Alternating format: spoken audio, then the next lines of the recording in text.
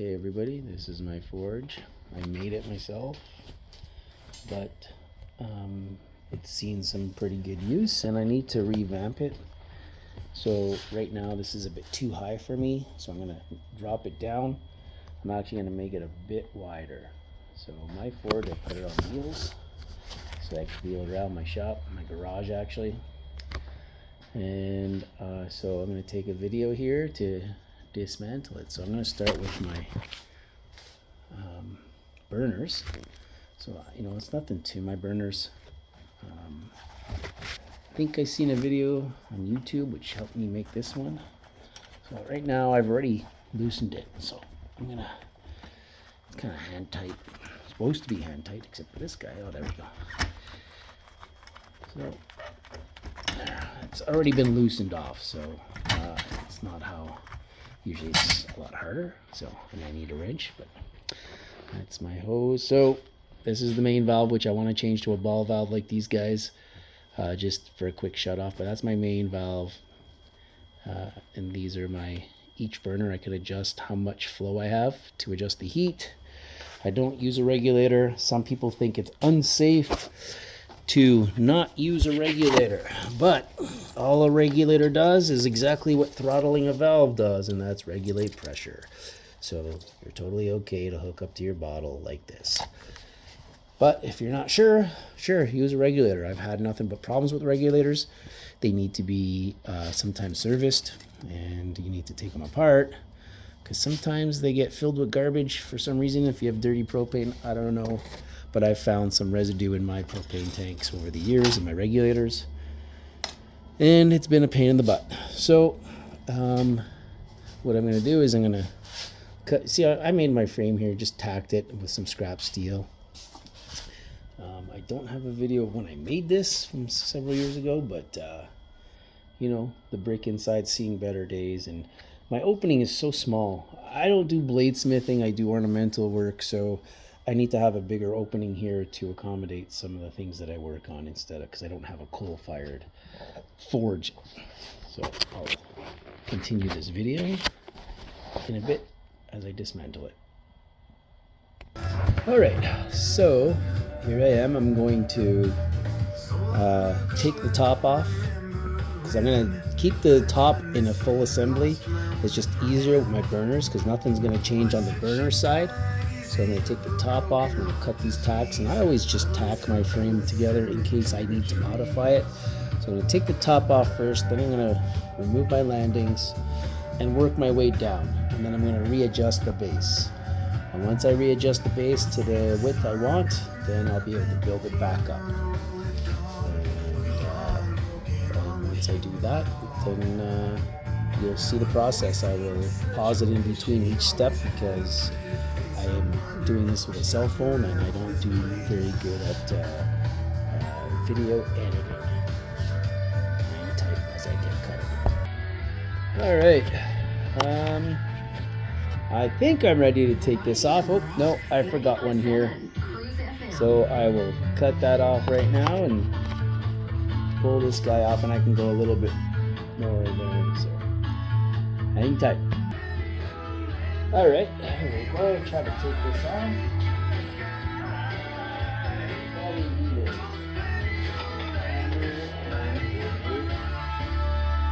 Screwdriver.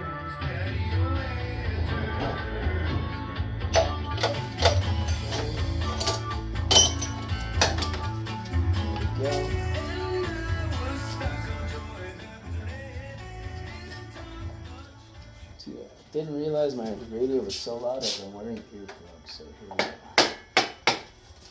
Alright. So far so good.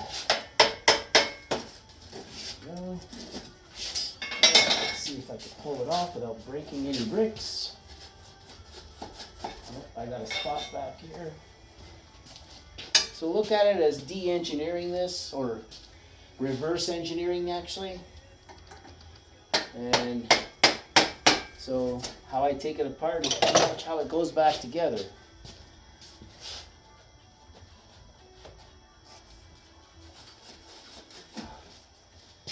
Alright. I'm just being very careful because I don't want to break any of my bricks now. Just checking to see if they're fused. They're not fused.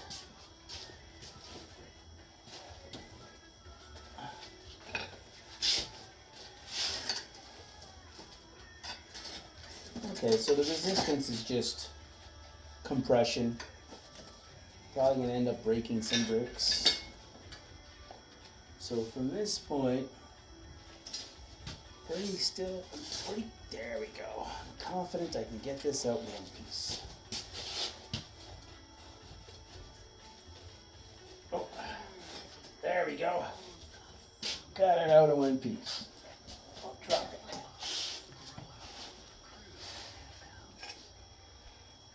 Okay. So this came out in one piece. I'm still gonna have to break it apart, but at least it'll be under control. So I've countersunk. I don't know if you could see that, but these things right here are the same as these, and they're countersunk in here. I don't know if you can see that though. I don't have a light to show you. But they're countersunk in there about halfway, and about halfway down. And sorry for the bad video, but they kind of look like this inside here. This is my brick. I don't know if you can see that. This is my brick. Goes like this. And then comes down like this, but then here I have a smaller hole, right? And so that my reducer sits inside there, so that way as the heat swirls around, it doesn't try to blow back up and melt the steel there. I don't know if it'll actually do that, but that's just something I worry about. So I hope that helps as an illustration. Bad drawing, but I'm holding a phone, so bear with me. So eventually that's going to come apart because it's got to go wider. So, but I wanted to keep it together just to see the condition it was in. Okay, as you can see the shape it's in. The walls look fine. If you're wondering what this is, it's because some of the things I do, or I was doing, I felt I needed to get inside there because I was having curves on them, and I don't have a coal-fired forge, so I was trying to get it in there to get closer to my burner. So I cut a piece out and made this removable somehow. Goes like this. And these are the bricks I'm going to be replacing anyway, because as you can see, they've seen better days. But nonetheless, I got to cut the sides, take these off, cut the sides off, and then pull all the bricks out. Alright, I kind of freed it from the base, but before I do, I decided I want to take these out.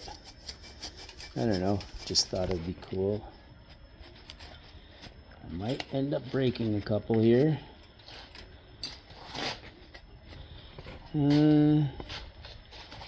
Might be wedged in there pretty good, actually. Yeah, this is okay. So these guys are falling apart,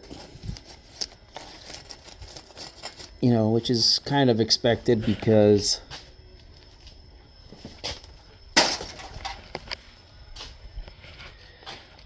I've had this forge for about I'm gonna say 6 years. So, you know, I mean, I don't know how long a forge is supposed to last, but I think I did pretty damn good for 6 years. So, as you can see, I'm just pulling these out. I mean, they're going to break. Like, there's nothing you can do. I was hoping to kind of salvage them, but you know what? With the age that they are, I could still use them for other things. So, I'm just going to pull them out. And it is what it is. I think I can reuse them. I got some more down there. If I have to buy other ones, I will. I actually bought this refractory stuff on Amazon. So I don't know, look on Amazon, buy it. This stuff is, by the way, just so you know, this stuff is very soft, but this stuff is very hard, but it's thinner. So I think this has a higher heat rating. I don't have the box here, but what I could have done and I should have done was just double up on the thickness of these and then just replace the inner liner of it. Probably would have been better. So what I might do is I actually might put these as my walls. It'll open it up, right? It'll save me an inch on each side almost. That'll open it up 2 more inches, which is almost where I think I want to be. So yeah, we'll see. Almost there. Well, I found a way to save myself some time, and like I mentioned earlier, I think I'm just going to use these guys as my walls, and it'll give me the distance I was hoping for on the sidewalls. It'll save me almost an inch on each side, and I think that's all I really need. And I'll cut my opening here a bit bigger, and then I'll put the top back on. So this is going to save me a ton of time. But if you're wondering how I built it, so I just stacked my bricks on the bottom in a row like that. I built a frame at the bottom. Put a centerpiece just in case it tried to collapse from putting something heavy inside. And look how thin this is, not even 3 mil. I used whatever scrap I had laying around, so you could do that too. It's just got to contain the bricks so that they don't fall apart. I mean, some people use sheet metal and they shroud it all in completely. I did it this way in case I needed to replace some of the bricks that wore out.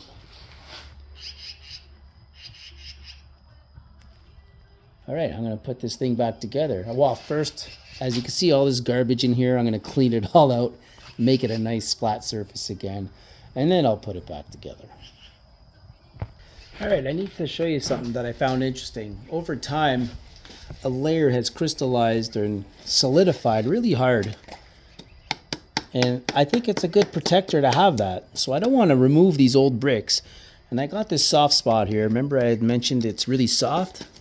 So you know what I'm going to do? I'm going to take some older scrap pieces that I have. I'm going to crush them up into a powder. I'm going to lay them on there. And I'm going to run the forge to recreate that carterization that I got there. I think it's great protector. So that's what I'm going to do. And so I'm going to start crushing this stuff. All my little scrap pieces. Sorry if my video isn't really stable. Whenever you're doing this stuff, by the way, guys, is make sure you're wearing a respirator, because I'm going to be wearing mine. It's right there on the wall. And when I crush this, it's going to create dust that isn't recommended to be breathing in. So you don't want to inhale this stuff. It's not recommended. And all right, so I'm going to try to find some smaller pieces to crush first. I'm just going to beat it down with my hammer until I get a powder consistency. Once I get a powder consistency, then I'll lay it back on there. So right now I'm looking for smaller pieces. I got some big chunks in there that I'm not sure I want right now. Okay, well, you know what? I'll probably use this. This is a different brick I bought. And it seems to be the one that carterizes better. So I'm going to definitely use this instead. And I'm going to have them here. And I think that's it. That's separate. Oh, there's a piece. Right here. So I'm going to crush these guys up because I know for a fact that they... So if you're wondering what this is, it's the same one as these guys right here, the beige ones. So it doesn't create that hard candy crust that you see on here. All right, so I'll pause it again and I'll begin to crush this. All right.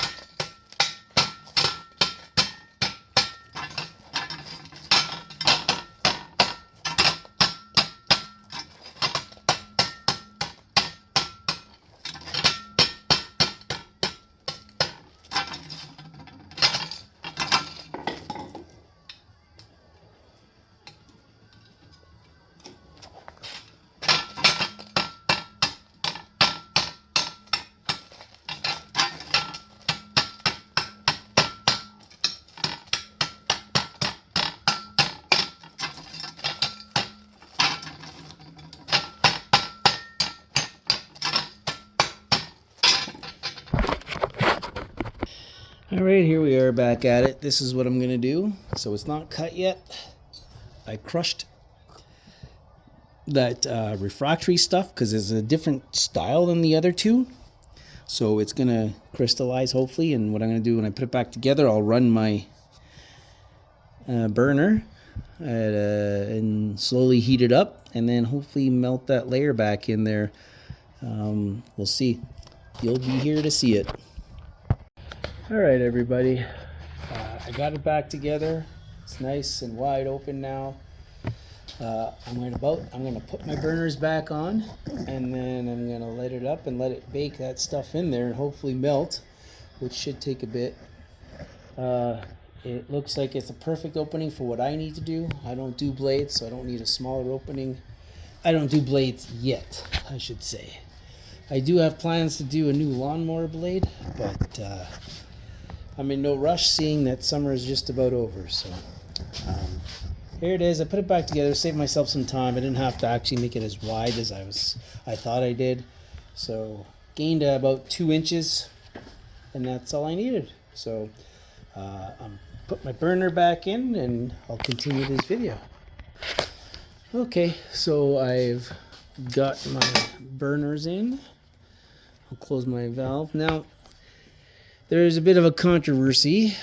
Some people think that putting your propane hose to the tank without a regulator is quote unquote dangerous. Well, anything you do could be dangerous. You're working in a forge, right? There's a lot of hazards, but to reduce these hazards, it's good to know what you're dealing with. And knowledge is power here. So let me explain something to you. A regulator regulates pressure from the bottle. So each appliance that runs off of propane requires a specific amount of pressure. So your barbecue, for instance, it does not operate on the full pressure coming from your propane bottle to the barbecue. So it has a regulator that's preset to adjust the pressure that's needed to operate your barbecue safely so you don't blow it up. So I don't have a regulator because I've had some problems with regulators, and you have to maintain them, and sometimes they, as crazy as it sounds, they need cleaning. So I opted to just use my valve. Now I'm going to change this for a ball valve just for a quick connect, but I adjust my full-on pressure not only with this guy but these guys. I don't just go open it full bore and call it a day. If I would have had a regulator, yes. If the regulator was adjusted to the flow that I have here, no problem. Regulator will help. You open your valves full throttle, and you're good to go. But I don't operate that way because I have different size tips that I use for my burner, and because of the different size tips that I use, it requires more pressure to be able to deliver the amount of propane that I need. So it's up to you if you want to. There's nothing wrong with using a regulator, but let's say you get in a situation and you don't have one and you're wondering what to do. Well, I'll just show you my little setup here real quick. I won't show you the burners. I should, but I just put it back in there. I should have done a video sooner, but kind of late now. I'll just show you again because I know you've seen it if you're wondering. Okay, directly to my 100-pound bottle, right? So never had a problem with that. Just like I said, you know, if you have full pressure coming from the bottle, don't open your valves full throttle. You want to throttle the pressure. You could either control it from here or control it with this. So I control it with these guys, these two ball valves. You know, just more control for me to decide what I need. And sometimes your burners don't burn properly if there's too much pressure going into them. So just touch base on that.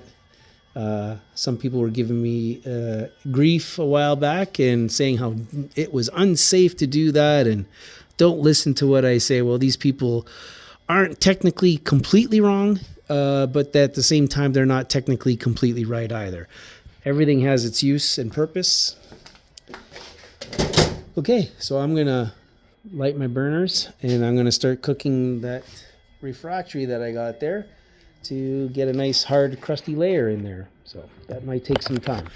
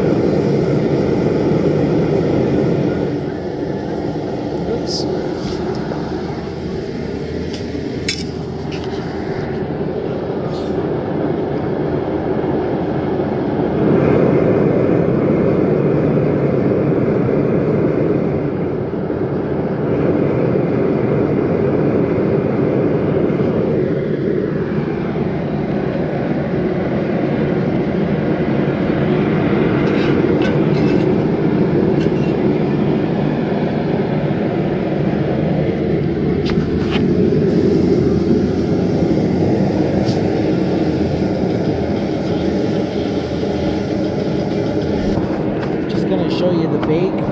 See how those are nice and red. It's actually kind of soft. I don't know if you can see that on the camera. I don't want to get too close and melt my camera, but it's actually getting soft, and so that's going to create a hard crust, and I'll be able to work off of it without worrying about digging through the that bottom layer. All right, everybody. Well, that's the end of it. It's cooked. It's going to cook more as time goes on. While I used my heat, I did a little project there, but there you have it. That's how you make your own forge for the jets. I will make a new video for the burners, and hopefully that'll help you guys. The idea I got for my burners was off of YouTube anyway, so